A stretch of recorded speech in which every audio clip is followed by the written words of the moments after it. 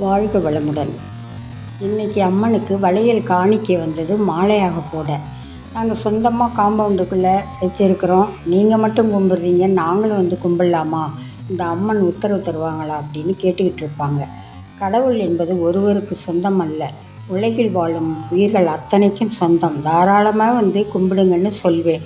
இவங்களுக்கு பூஜை நான் தான் செய்து கொடுப்பேன். இது எல்லாம் நான் படிக்கும்போதே எனக்கு ஒரு ஈடுபாடு உண்டு கடவுள் மேல். வியாழன், வெள்ளி, செவ்வாய், ஞாயிறு 4 நாளும் மாலையில் கோவிலுக்கு சென்று அர்ச்சனை செய்துவிட்டு தான் வருவேன்.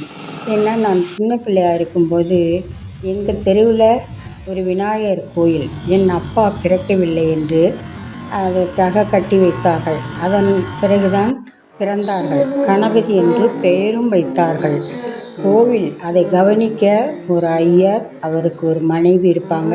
அவங்க தங்கறதுக்கு ஒரு சத்திரம், பக்கத்தில் ஒரு கிணறு, குளம், இது எல்லாம் செய்த பிறகு தான் எங்கள் அப்பா பிறந்தாங்க.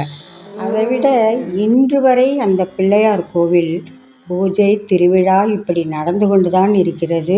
ரொம்ப சந்தோஷமாக இருக்கும். வர வர ரொம்ப ஒரு சக்தி அதிகரித்து அந்த கோயில் ரொம்ப ஒரு ஃபேமஸாகவே இருக்குது.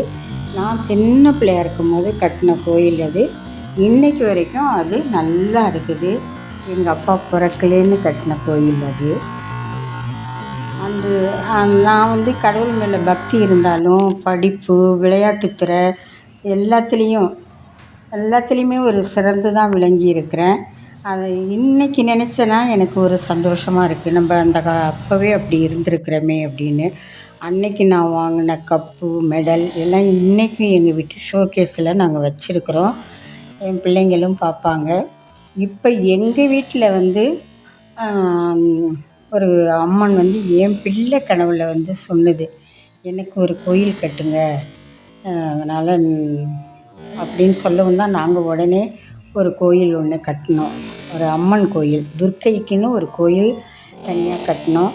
அந்த கோயில் எனக்கும், நான் ஒரு சின்ன வயசாக இருக்கும்போதே அந்த கோயில் நான் கட்டிட்டோம். எல்லோரும் எப்படி கவனிப்பேன், நாங்கள் இல்லை நான் நல்லா பார்த்துக்குவேன் அப்படின்னு சொல்லி அதுக்கு எல்லாமே நான் தான் எல்லாம் செய்வேன். அபிஷேகம், ஆராதனை, எல்லா அலங்காரம் எல்லாமே நான் செய்வேன். அதான் எங்கள் வீட்டு காம்பவுண்டு உள்ளாரையே நாங்கள் சொந்தமாக கட்டிக்கிட்டோம். எல்லாம் வர்றவங்கெல்லாம் கேட்பாங்க, நாங்களும் கும்பிட்றோம், நீங்கள் ஒன்றும் சொல்ல மாட்டீங்க. ஒன்றுமே சொல்ல மாட்டோம். எல்லோரும் வந்து கும்பிட்டு அவங்களுக்கும் அவ்வளோ ஒரு சக்தியாக எல்லாமே கொடுத்துக்கிறாங்க. வர்றவங்க எல்லாம் வேண்டுதலை நிறைவேற்றுறதுக்கும் வருவாங்க. போன வாரம் வந்து விளக்கு பூஜை, திருவிளக்கு பூஜை, அதுக்கு வந்து அவங்க பொண்ணுக்கு வந்து திருமணம் ஆயிடுச்சு.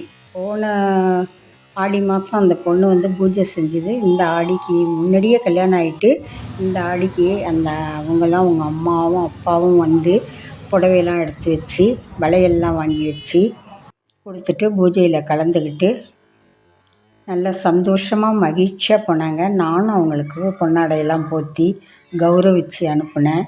அதுதான் நம்மளுக்கு சந்தோஷம் வாழ்க்கையில். எல்லோரும் ஒற்றுமையாக நாங்கள் எல்லாருமே ஒரு சந்தோஷமாக லேடிஸாக நாங்கள் எல்லோரும் அந்த சாமியை கும்பிட்டுக்கிட்டு பாட்டு பாடிக்கிட்டு பூஜை செஞ்சுக்கிட்டு இருப்போம். அது எங்களுக்கு ரொம்ப சந்தோஷமாக இருக்கும். இன்றைக்கி வந்து வளையல் வந்து கொண்டாந்து கொடுத்தாங்க எல்லோரும், நீங்கள் வளையல் போடுங்கன்னு. அடுத்த இதில் சந்திப்போம். என்ன என்று